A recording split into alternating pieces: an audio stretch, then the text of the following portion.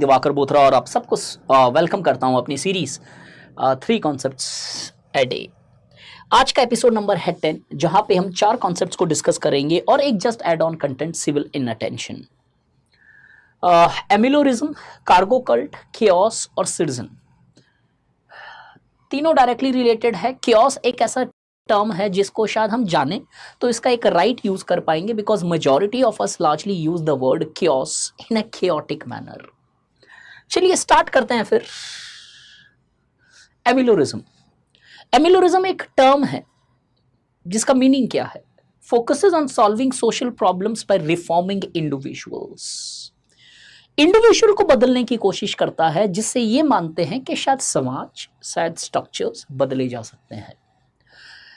मुन्ना भाई का रिटर्न या मुन्ना भाई एमबीबीएस 2 जो था, सेकेंड पार्ट ऑफ मुन्ना भाई एमबीबीएस, उसके अंदर कैसे वो एक पर्टिकुलर पर्सन को बदलना चाहता है by saying get well soon.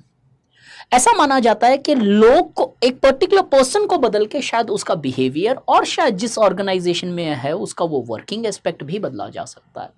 So ameliorism does not focus on changing the structures, reforming the structures, revolutionising the structures, but rather than it focuses on changing the individuals.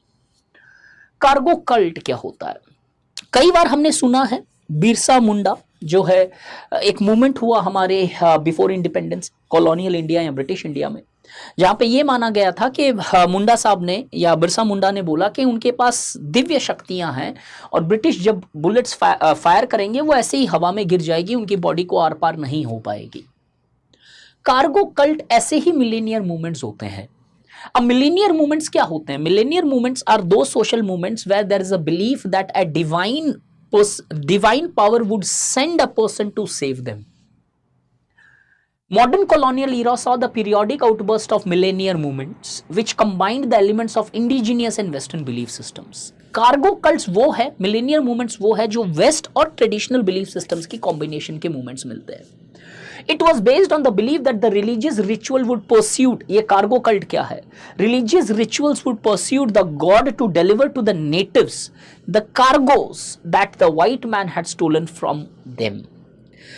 एक simple essence में बोलूं तो cargo cult Africa में बहुत सारे countries में हुआ, जहां पे अफ्रीकन्स का ये मानना था कि भगवान जो है शिप्स भेजेंगे उनके शोर पे, which is filled from the western goods, televisions, radios, clothes, different aspects.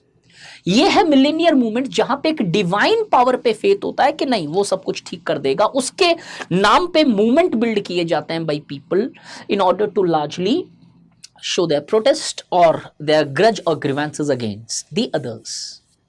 Chaos क्या होता है? नॉर्मली क्योस का मतलब होता है अनअरेंज्ड, मतलब यार क्योटिक है, ये मेस होके रखा है। No, that's not the literal meaning of chaos.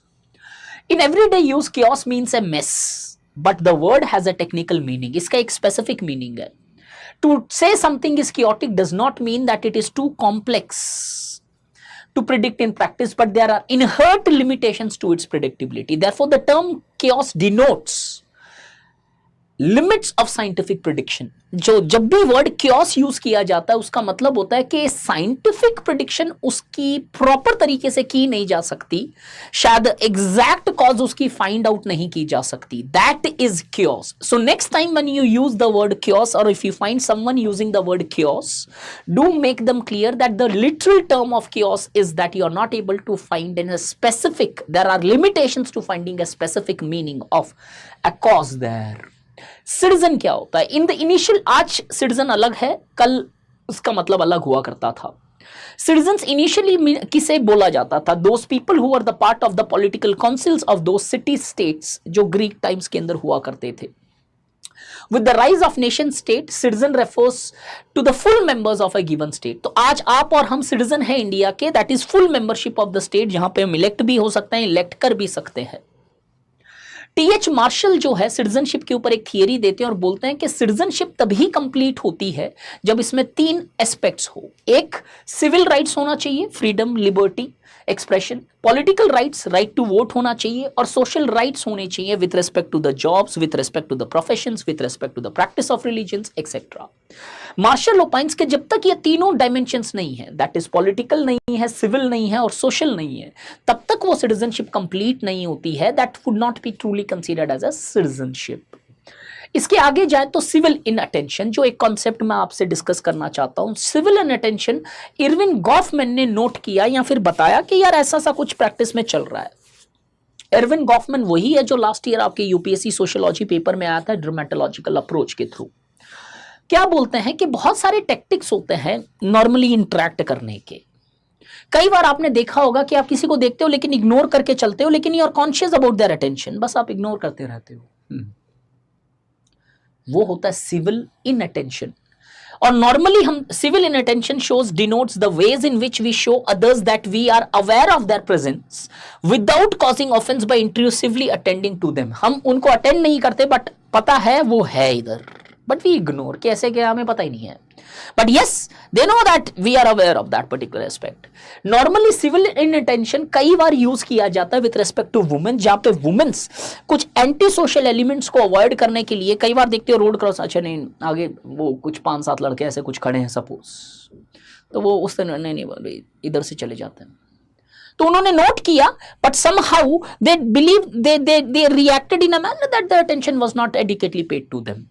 So I hope you are enjoying these lectures. और इस तरीके से अगर आपको सोशोलॉजिकल कॉन्सेप्ट्स के अंदर भी डेप्थ करनी है, not just the syllabus, if you are just looking for the syllabus, then I think we are not the right organisation, because we go beyond syllabus